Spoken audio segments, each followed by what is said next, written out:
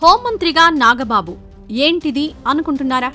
Joke అయితే కాదు, చాలా సీరియస్గా జనసేన పార్టీలో జరుగుతున్న చర్చ. టీడీపీలో కూడా ఆల్రెడీ ఈ టాపిక్ నడుస్తోంది. జనసేనాని AP deputy CM Pawan Kalyan సోదరుడు నాగబాబు రాష్ట్ర మంత్రివర్గంలోకి వస్తారనే విషయం ఎప్పుడో ఖరారైంది. ప్రస్తుతం ఒక ఖాళీ కూడా ఉంది. ఆయన ఎప్పుడు వస్తారనేది మాత్రమే ఇక్కడ చర్చ. పార్టీ కోసం కష్టపడ్డ వాళ్లకు పదవులు ఇవ్వాలి అనుకుంటే దానికి నాగబాబు ఖచ్చితంగా అర్హుడే. కేవలం కుటుంబ పాలన అనే ముద్ర పడుతుందని కాస్త లేట్ చేశారు, కానీ ఆయన మినిస్టర్ అవడం మాత్రం పక్కా.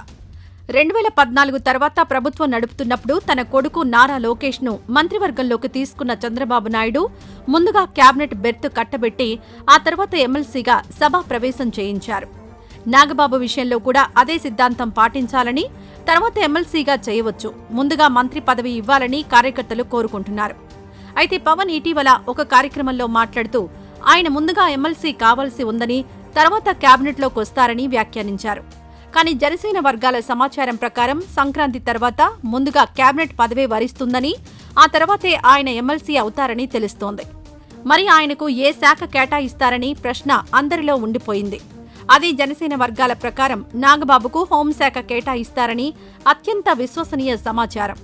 ఆల్రెడీ పవన్ కళ్యాణ్ దీని గురించి ముఖ్యమంత్రి చంద్రబాబుతో మాట్లాడారని, అందుకు చంద్రబాబు ఆలోచించుకోవడానికి కొంత సమయం కావాలని చెప్పినట్టు తెలుస్తోంది. కానీ పవన్ మాత్రం అదే శాఖ కావాలని పట్టుబట్టినట్టు సమాచారం. గత ప్రభుత్వ హయాంలో కొంతమంది వైసీపీ నాయకుల పేర్లు పవన్ కళ్యాణ్ నోట్ చేసుకున్నారట. వారి భర్తం పట్టాలని కూటమి ఫామ్ చేసినప్పుడే చెప్పారట. అందుకుగాను హోంశాఖ కావాలని అప్పుడే అడిగారని తెలుగుదేశం నాయకులు చెప్తున్నారు.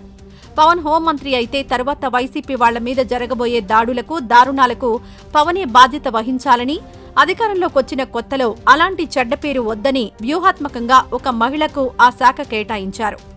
కొంతకాలం తర్వాత హోంశాఖను తాను తీసుకోవడమా లేక నాగబాబుకి ఇప్పించడమా అనేది చూసుకోవచ్చని అప్పట్లో పవన్ అభిప్రాయపడ్డారు. ఇప్పుడు ఆ టైం రానే వచ్చింది. ఇటీవల హోంమంత్రి వంగలపూడి అనిత సమర్థతను ప్రశ్నించేలాగా పవన్ చేసిన కీలక వ్యాఖ్యలు, తాజాగా హోంమంత్రి పేషీలో విచ్చలవిడి అవినీతి బాగోతాలు వెలుగులోకి రావడం, ఈ వ్యవహారాలన్నీ ఊడిపోబోయే ఆమె శాఖకు శకునాలు. త్వరలో నాగబాబుని హోంమంత్రిగా చూడడం తథ్యమని జనసేన వర్గాల నుండి వినిపిస్తున్న వార్త.